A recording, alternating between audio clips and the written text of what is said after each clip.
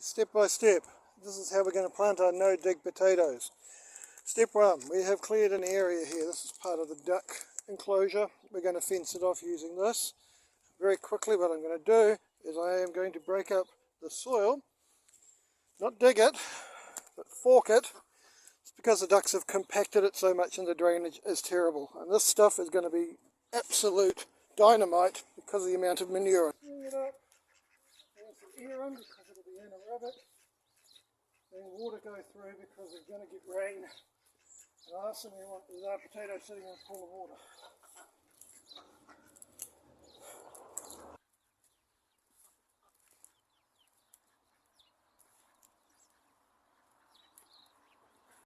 Okay, so part 2, you'll see potatoes. We have two types here. We have Nadine up the top, and this one's Red Desiree. You can see pictures of them there. And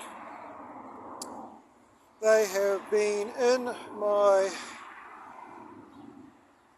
microgreen light area for the last month, growing these sprouts. So they're ready to go now.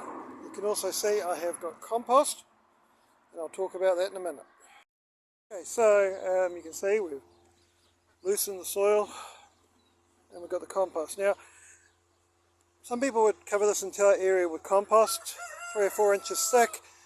That would take all the compost I've got left, and I'd have to go and buy more compost, and so at the moment it's just not really a thing I can do. So what I am going to do is instead I'm going to, where I put the potatoes, I'm going to make a pile of compost for them to sit in. That way they've got nutrients right round the mother plant, the roots can get into the soil, and then we're going to do the thing of covering them with straw. Okay, so we're going to plant these 45 centimetres apart, which is about 1.5 feet, and roughly 2.5 foot apart in rows. I'm going to have to get more seed potatoes later on, but that's fine. That means I will have a bit of a succession when it comes to harvesting. And so we're going to work from this side back to that side, because that's where my gate is. And let's get going.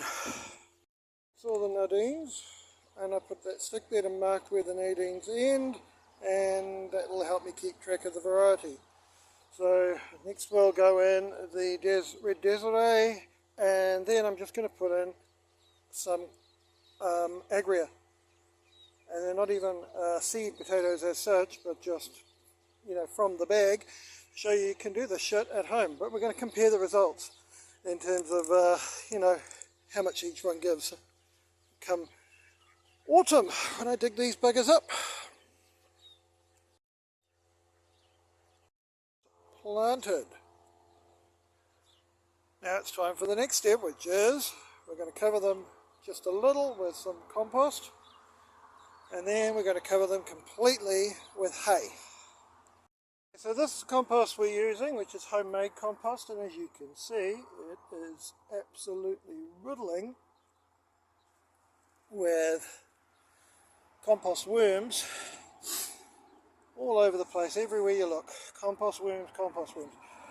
So that's going to be really good for helping to build our soil and convert this weedy piece of land that was last year into something useful. There we go, all the tops on, 64 potatoes planted. Time for the straw. Here we are. Now let's address the elephant in the room. That is obviously not straw, that is hay.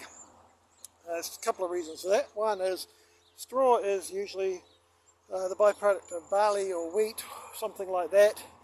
Not commonly grown where I live. You can get maize chaff, but it's expensive.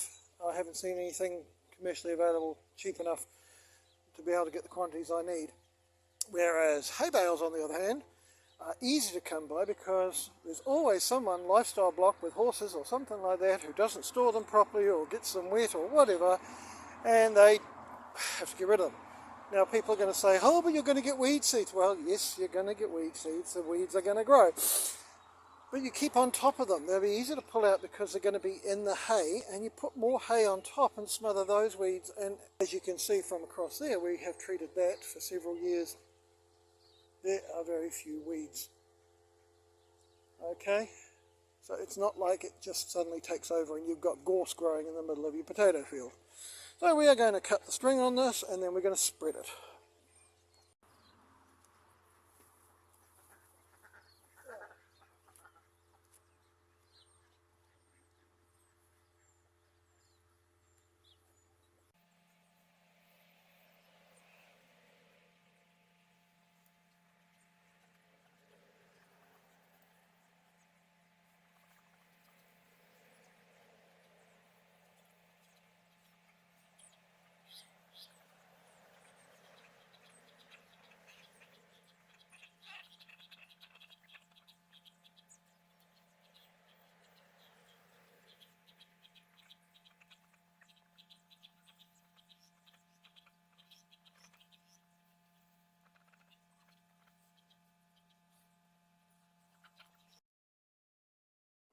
That's the same thing. We got some rain forecast the next couple of days, so that's going to compact it down. Then I'll come back and I'll put in more over the top to see the places I've missed. But you want it on thick. You want it on a good foot thick at least. The potatoes will grow through it. Don't panic. It does smother most of the other weeds, but potatoes grow through. And then as they grow, you want the potatoes growing into the straw, taking the nutrients from the ground beneath, but growing in the straw. This makes it real easy to harvest them at the end of it, and they all come out nice and clean. Over the summer, of course, we'll be adding more mulch to it. As we cut grass, we'll add grass clippings. Not too thick, obviously.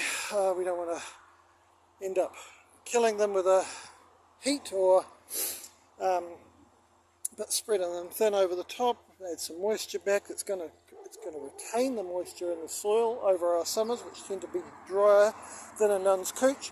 And yeah, that's it for me. Signing off. Okay, so that's all from me.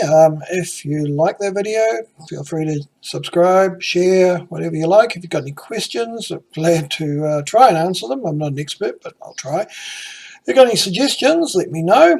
I'm going to update this video on a regular basis, so look out for updates about how they're doing.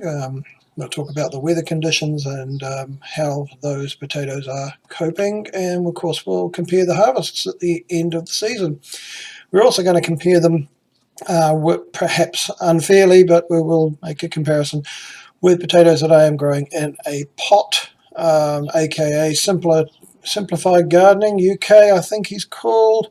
I planted first earlies in the manner of his setup, so we'll see how that goes as a sort of an unfair comparison, I think, because we're talking about main crop versus first earlies, but you know, we should get some idea. Yeah, so that's all from me. Home New Zealand. Cheery bye.